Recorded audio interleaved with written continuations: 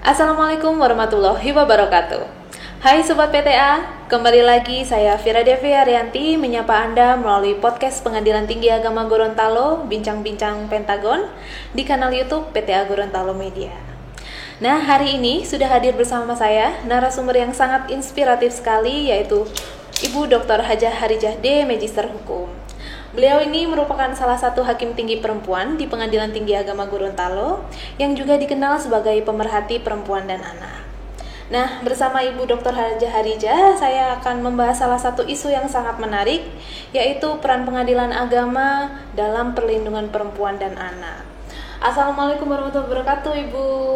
Waalaikumsalam, Mbak Fira.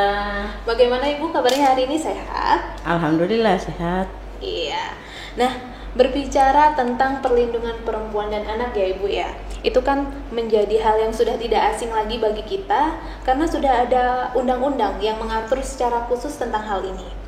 Namun yang perlu dibahas lebih lanjut, bagaimana sih perlindungan perempuan dan anak di pengadilan agama? Iya, terima kasih Mbak Fira. Pertanyaannya sangat menarik sekali. Berbicara tentang perempuan dan anak, sesuatu yang tidak habis-habisnya dibicarakan di masyarakat ya Mbak Fira. Kemudian karena kita temanya dua, perempuan dan anak, maka saya mulai dari anak dulu ya, bisa ya? Boleh, ya. silakan. Iya. Isu yang mengemuka sekarang adalah tentang perkawinan dini. Kaitannya dengan pengadilan agama karena kita mempunyai kewenangan untuk mengadili dispensasi nikah. Nah, kemudian ada menarik sekali karena dispensasi nikah ini ketika masuk ke pengadilan agama seakan-akan semuanya dikabulkan gitu. Padahal sesungguhnya kita menginginkan tidak semua perkara dispensasi nikah masuk ke pengadilan itu dikabulkan karena ada upaya sungguh-sungguh dari hakim untuk memberikan nasihat bagaimana bahaya pernikahan dini itu. Selain itu Mbak Pira, secara normatif juga kan usia nikah itu kan sudah dinaikkan ya dari 16 menjadi 19. Jadi sekarang usia perempuan dan laki-laki sama. Syarat untuk menikah minimal berusia 19 tahun. Dan itu sudah diatur dalam Undang-Undang Nomor 16 Tahun 2019, perubahan Undang-Undang Nomor 1 Tahun 1974 tentang perkawinan. Kemudian ada lagi Perma Mbak Pira khusus menyangkut bagaimana mengadili perkara dispensasi nikah, yaitu Perma nomor 5 tahun 2019. Saya kira itu Mbak Pira. Kemudian upaya pengadilan agama juga diimplementasikan dalam bentuk kerjasama dengan stakeholder yang terkait, misalnya dengan pemerintah kota, kemudian Dinas Pemberdayaan Perempuan dan Anak, lembaga sosial masyarakat, dan Pengadilan Tinggi Agama sudah membangun koordinasi dengan sebuah LSM yang dinamakan Puspa, ya, yang mungkin Adik Pira pernah melihat ya bagaimana kita berkomunikasi. Betul. Supaya mereka juga membangun komunikasi di bawah, ya. Kemudian kita bisa melihat ketika kita turun ke daerah melakukan pengawasan, misalnya di PA Kuandang itu Mbak Pira sudah melakukan MOU dengan Dinas Pemberdayaan Perempuan. Dan ketika saya turun mengawas, maka di depan pintunya itu terpampang pamflet bagaimana bahaya melakukan pernikahan dini sebagai upaya untuk betul-betul menekan terjadinya pernikahan dini. Misalnya dalam pamflet itu disebutkan bahaya hamil di usia dini itu rentang cacat, pendarahan, kemudian rentang juga fungsi reproduksinya itu belum siap. Jadi banyak sekali hal-hal yang memang tidak menguntungkan untuk anak di bawah umur gitu Mbak Pira. Nah, terkait dengan dispensasi nikah tuh ya Bu ya, kan ada semacam stigma yang beredar di masyarakat kita bahwa melalui dispensasi nikah ini, apakah itu artinya pengadilan agama melegalkan perkawinan anak Ibu? Nah itu bagaimana Ibu tanggapannya Ibu? Oh gitu ya, ada stigma begitu ya? Betul, ada Oh Ibu. iya, jadi pemahamannya Mbak Pira itu sama dengan yang sering bertanya ke saya Mbak Pira. Apakah semua dispensasi nikah itu datang ke pengadilan lalu dengan serta-merta pengadilan agama hanya sekedar mensahkanlah bahwa dia ini bisa menikah di bawah umur? Tidak seperti itu Mbak Pira. Karena sekarang itu diatur pedoman mengadili dispensasi nikah, dan di dalamnya itu diatur pensyaratan yang sangat ketat. Iya, Gitu, ya. Antara lain bahwa pada saat sidang hakim yang mengadili itu adalah hakim tunggal. Kemudian tidak boleh memakai atribut sidang, pakaian sidang. Ya. Jadi hakim itu memakai pakaian sehari-hari supaya apa? Faktor psikologis anak ini jangan sampai berpengaruh.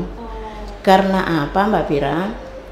Di pengadilan nanti akan dimintai keterangan kepada si anak. Apakah betul-betul ini anak ingin menikah, dimintakan dispensasi karena kemauannya, dan apakah juga karena memang ada alasan yang mendesak. Jadi kalau memang tidak ada, pengadilan juga tidak serta-merta mengabulkan, akan mempertimbangkan kepentingan anak. Saya kira itu Mbak Pira. Begitu ya Bu, Iya. berarti regulasinya sudah banyak Sudah. dan ketat ya Ibu ya. Iya. Nah, tapi menurut informasi yang saya terima, pada kenyataannya dispensasi nikah yang masuk di pengadilan agama itu tidak menurun, malah cenderung naik dari tahun ke tahun itu. Nah, apakah itu artinya bahwa perkawinan anak itu juga semakin meningkat? Kalau dilihat statistik perkara dispensasi nikah yang masuk ke pengadilan, memang setelah terjadi perubahan usia, maka siklus perkara dispensasi itu sangat meningkat sampai 3 kali lipat, yaitu dimulai dari akhir tahun 2019 sampai sekarang. Tetapi kemudian kalau kita analisis alasan-alasan yang diajukan, maka akan terlihat ada perubahan. Kalau dulu, saya kan hakim dulu Mbak Pira, mengadili dispensasi nikah itu masih banyak karena alasan orang tua ingin cepat-cepat mengawinkan anaknya, ingin cepat-cepat lepas dari tanggung jawab. Tetapi kemudian setelah kita lihat belakang-belakang ini, maka yang paling banyak alasan dispensasi nikah itu karena memang dalam kondisi terdesak si anaknya. Misalnya memang dalam kondisi maaf ya Mbak Pira, Ya. anaknya dalam kondisi hamil gitu. Ya. Sehingga alasan itu juga tidak serta-merta kita hakim menerima, tetapi kalau belum kelihatan hamil, maka kita akan memintakan surat keterangan dari dokter apa betul-betul hamil. Nah, itu Mbak Pira. Kemudian memang sangat dilematis ketika perempuan itu sudah hamil, maka dengan sendirinya juga ada hak janin dalam kandungan itu harus terlindungi juga kan. Oh iya. Nah, karena kalau tidak menikah, nanti hak anak yang masih di dalam rahim si anak tadi bagaimana dengan status hukum, bagaimana dengan orang tuanya, bagaimana juga nanti perlindungan haknya ketika si ibunya ini tidak menikah. Ya gitu. Jadi memang akan dipertimbangkan mungkin lebih banyak maslahatnya ketika dikabulkan atau diberikan dispensasi untuk menikah dalam kondisi seperti itu. Iya. Begitu ya, Bu. Jadi memikirkan hak dari makhluk hidup lain ya. Iya, yang ada dalam kandungan. Nah, masih terkait dengan anak juga ya ini, Bu ya. Iya. Setelah perceraian terjadi, perceraian kedua orang tuanya terjadi, bagaimana hak anak pasca perceraian?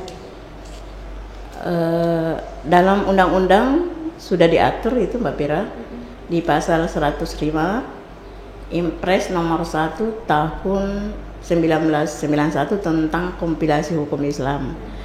Nah, hak anak itu adalah hak untuk menerima pemeliharaan dari orang tuanya, kedua orang tuanya, kemudian harus mendapatkan nafkah, kemudian hak pendidikan, dan saya melihat di PA-PA itu sudah dipampang hak itu.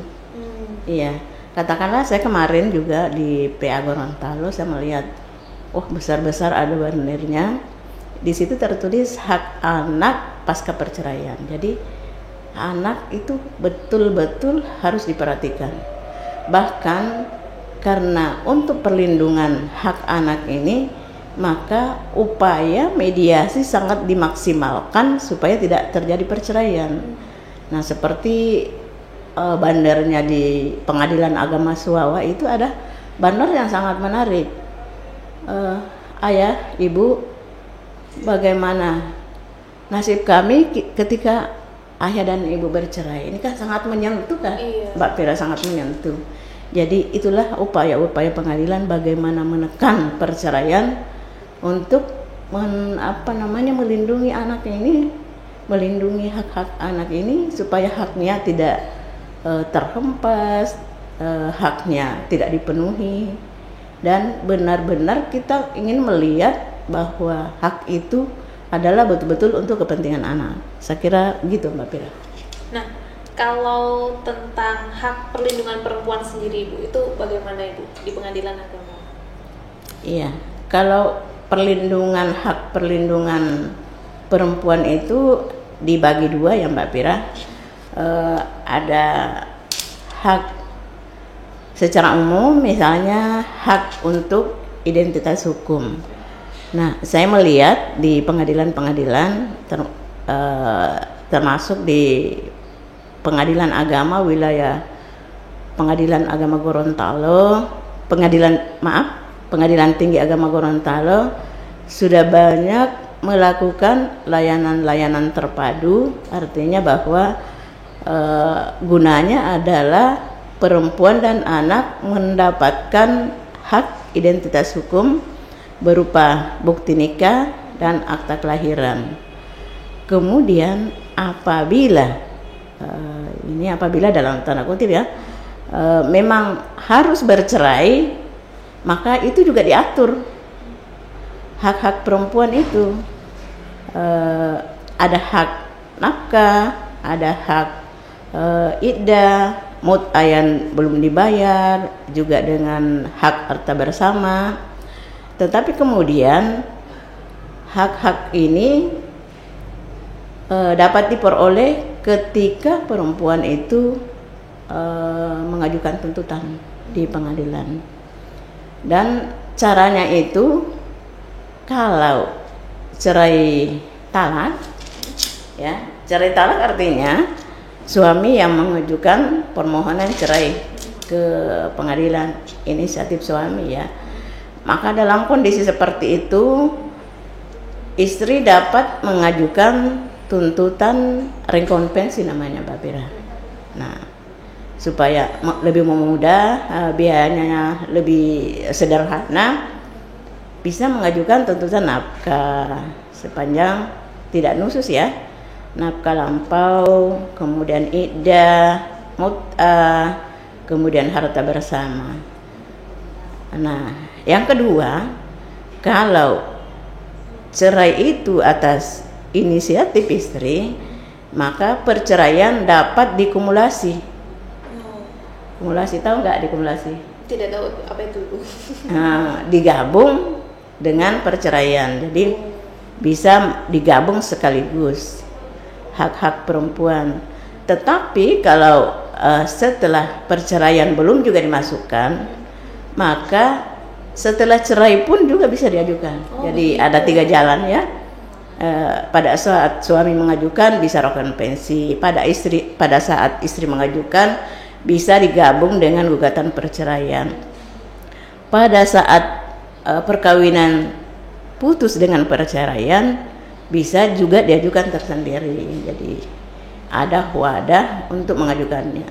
Cuma memang dibutuhkan perempuan, jangan ragu lah ya.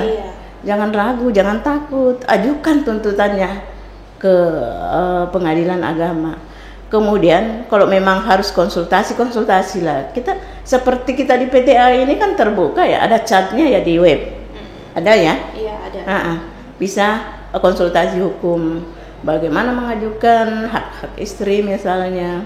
Di pengadilan juga sudah disiapkan banner, kemudian di pengadilan juga agama juga ada posbakum yang bisa membantu. Jadi apalagi sih sekarang wadahnya sudah siap ya, tinggal bagaimana perempuan berani dan mau menuntut haknya itu Mbak Pira di pengadilan. Fleksibel ya Bu ya. Nah ini mungkin juga menjadi pertanyaan banyak orang Bu. Semisal setelah diputus bercerai, bapak dari anak atau mantan suami menolak memberikan nafkah yang sudah menjadi kewajibannya, apa sih yang bisa dilakukan perempuan itu? Kalau menolak memberi nafkah lalu sudah diputus, maka dia mengajukan eksekusi. Tetapi sekarang kan selangkah lebih maju Mbak Pira. Di putusan-putusan itu sudah banyak mencantumkan begini, menghukum memberikan nafkah sekian, kemudian pendidikan sekian.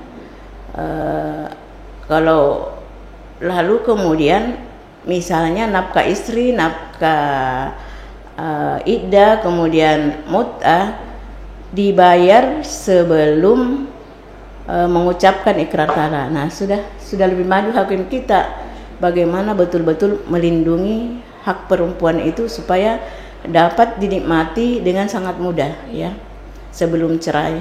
Karena begini dulu ya Mbak Pira, banyak kemudian putusan telah menentukan nafkah istri, nafkah iddah mut'ah, tetapi setelah ikrar ternyata tidak dibayar suami. Mau mengajukan istri eksekusi, mengajukan permohonan eksekusi, tetapi kemudian juga bayarnya tinggi. Itulah sebabnya sekarang itu lebih maju lagi. Jadi sebelum ikrar dibayar dulu itu hak-haknya istri. Oh begitu ya Ibu ya. Nah selama Ibu bertugas menjadi hakim, kan sudah lama sekali Ibu. Pernah tidak Ibu menangani perkara terkait perempuan dan anak yang perkara itu sampai sekarang tuh masih membekas Ibu di ingatan? Saya bagi 2 lagi ya Mbak Pira ya. Iya. Hak perempuan secara umum itu hak identitas hukum, yaitu buku nikah, kemudian akta kelahiran anak. Yang paling saya ingat itu ketika saya bertugas di Makassar Mbak Pira tahun 2014, saya menggagat layanan terpadu menggandeng pemerintah Kota Makassar, dalam hal ini Dinas Sosial, kemudian Pemberdayaan Perempuan, Kementerian Agama, kemudian juga terlibat NGO. Di situ ya ada IPG, Koordinator Wilayah Sulawesi Selatan dan Barat. Nah, kita sama-sama menggelar acara itu dimulai dari tahun 2014 dan alhamdulillah luar biasa berhasil, dan yang paling membahagiakan dan tidak bisa dilupakan sikap masyarakat ketika mendapatkan akta nikah dan akta kelahiran pada hari layanan itu. Luar biasa. Bahkan ada yang paling saya ingat Mbak Pira, ada seorang tua kira-kira umurnya 70 tahun lah, datang bersama istrinya, walaupun dalam kondisi tidak sehat lagi karena faktor usia. Dia sempat menyampaikan begitu, sebelum saya meninggal, hanya satu cita-cita saya ingin mendapatkan bukti nikah yang diakui oleh negara. Menyentuh sekali. Menyentuh sekali. Dan kemudian 1 minggu kemudian setelah mendapatkan itu kita dengar meninggal dunia. Oh ya Allah. Iya. Itulah yang membuat kami yang terlibat dalam kegiatan itu luar biasa berbahagianya, melewati bahagianya kami ketika mendapatkan penghargaan. Kan kami mendapatkan penghargaan di tahun 2016 karena berlangsung 2015 sampai 16 dari lembaga prestasi dunia memberikan kami penghargaan, Mbak Pira, dari pelaksana ini. Kemudian yang paling saya ingat juga ketika ada perkara dispensasi yang kemudian dicabut sendiri orang tuanya ketika hakim berhasil menasehati, ya, bahwa disekolahkan dulu anaknya, ya gitu. Akhirnya dicabut dengan kesadaran sendiri. Tapi juga ada yang sangat miris, Mbak Pira. Saya waktu itu masuk perkara dispensasi, anaknya masih kecil dan umurnya 13 tahun. 13 tahun. Pada saat itu karena saya melihat, wah ini perlu pendampingan. 13 tahun masih kecil, kasihan anak seperti ini harus menikah. Waktunya bermain pada itu ya, Bu, ya? Harus bermain lah, masa-masa bermain, menikmati sekolah, bercanda ria dengan kawan-kawannya. Tetapi dengan latar belakang itu saya kemudian membangun komunikasi dengan Pemda, karena memang kita sudah MOU dan diturunkanlah pendamping P2 TP2A Kabupaten, waktu itu Kabupaten Lamongan, turun mendampingi Mbak Pira. Jadi di situ ada juga seorang psikolog, ya. Jadi mendampingi si anak, mendampingi ibu, dan yang mirisnya ini anaknya ngotot mau nikah. Oh, ini anaknya sendiri Bu yang ngotot mau nikah. Padahal ibunya sudah angkat tangan, memang angkat tangan, sudah tidak bisa lagi menasihati anaknya. Kemudian tim dari pemerintah kabupaten waktu itu sudah menyiapkan rumah singgah dan ingin membiayai anak ini untuk melanjutkan pendidikan sampai tingkat SMU. Tapi sayangnya anak ini sama sekali tidak mau bergeming, mau menikah. Ternyata latar belakangnya yang membuat seperti itu, karena memang sudah sudah pergaulannya yang memaksa dia untuk harus menikah di usia 13 tahun dan masih kecil gitu. Miris sekali ya, Bu. Sayang sekali ya, Bu, ya. Iya. Nah, terakhir nih, Bu, mungkin Ibu ada semacam closing statement untuk sobat PTA. Iya. Untuk mengurai tingginya perkawinan anak, seharusnya yang diobati itu adalah dari hulunya. Kalau sekarang kan masih hilirnya pendampingan, memberikan konseling kepada si anak, orang tua. Tapi kalau kita lihat presentasinya sangat kecil yang berhasil. Nah, kalau kemudian seperti itu, maka ini kan permasalahannya kepada pergaulan, ya. Lingkungan. Ya, lingkungan. Maka yang harus diperkuat ini adalah ketahanan rumah tangga. Jadi mungkin yang harus diobati itu adalah hulunya. Hulunya itu adalah ketahanan rumah tangga. Ketika rumah tangga itu kuat, maka insya Allah kan anak-anaknya menjadi tumbuh menjadi anak yang bermental kuat. Iya, kuat di iman. Ya, kuat di iman, dinilai, sehingga tidak tidak cepat-cepat berpengaruh dengan kehidupan yang bebas, nilai di luar kehidupan rumah tangganya. Kemudian kepada perempuan yang harus dan tidak ada jalan lain kecuali bercerai, maka harus berani, jangan ragu untuk mengajukan tuntutan haknya di pengadilan agama. Saya kira itu ya, Mbak Pira. Baik, sangat informatif dan kompleks sekali ya Ibu ya. Perbincangan kita kali ini sampai tidak terasa sudah di penghujung acara. Terima kasih Ibu sudah bersedia berbagi informasi dengan Sobat PTA di Bincang-Bincang Pentagon. Maaf apabila terdapat salah kata. Sampai jumpa di podcast selanjutnya, masih dengan narasumber dan topik yang tidak kalah menarik. Wassalamualaikum warahmatullahi wabarakatuh.